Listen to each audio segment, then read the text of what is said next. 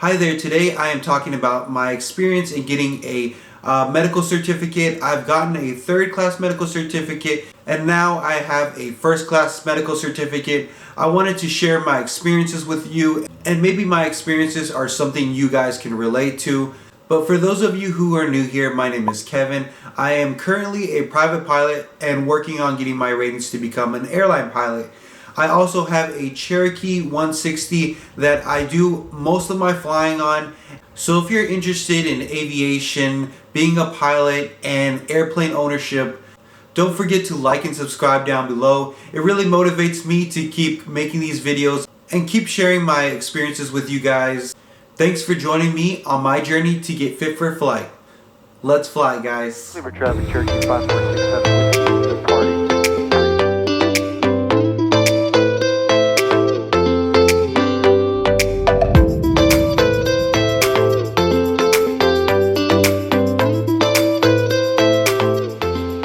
So in this video, I will be talking about a medical certificate.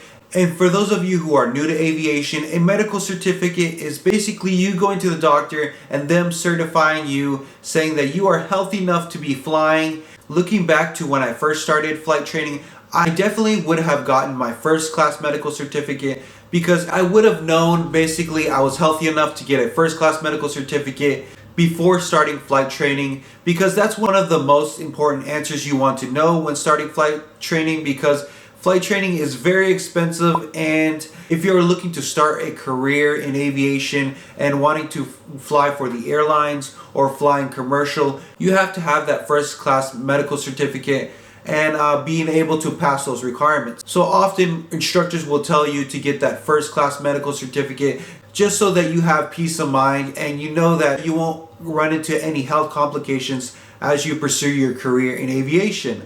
I was really excited to start my flight training, and there was only an aviation medical examiner in my area that was offering third class medicals, so I went ahead and just got that to start my private and instrument rating. But in the back of my mind, I was always wondering if I could get a first class medical certificate. The reason being is because I use corrective lenses. I currently am wearing contacts, but I wear glasses and I need corrective lenses when driving and flying.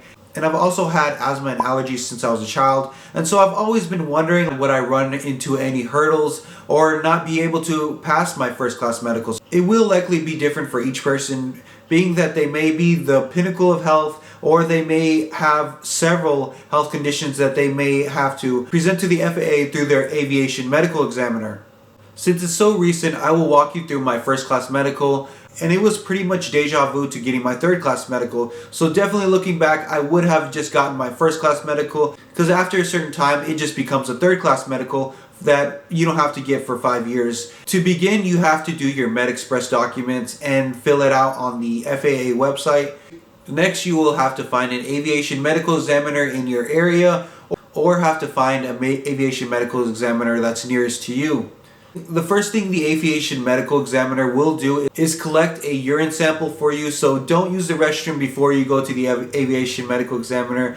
Next, they do an eye and vision test where you wear your corrective lenses or you just use your normal vision, and they make sure you're able to see certain things. And then they do a colorblind test as well to make sure you can see certain colors. There are certain lights that we have to pay attention to when flying that give us indications of how close and near a runway may be to us when we are landing. After that, you pretty much speak with the doctor. You tell them if you're taking any medications.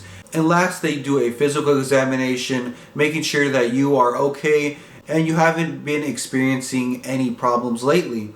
For those dealing with other illnesses and complications, you will have to get certain documentation showing that you have whatever you have is well maintained and well controlled, and it doesn't affect you while you're flying. For example, since I have asthma and allergy that I've been dealing with, I also have an asthma and allergy specialist that I go to make sure my asthma and allergy is well maintained and well controlled. So because of that, my aviation medical examiner made sure that my protocol fit within the FAA guidelines, and they also asked me to get a letter and a pulmonary function test from my allergy specialist so that they could review it and then make sure everything is within normal function and that it falls within the FAA guidelines.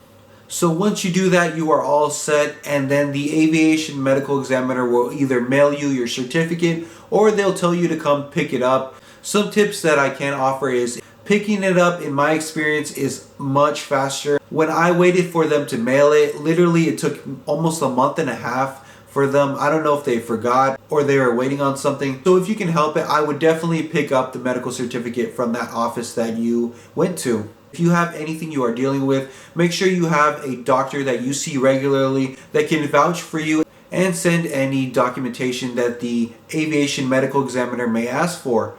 The next thing I would say, make sure your vision prescription is the most current and you can see very well out of them.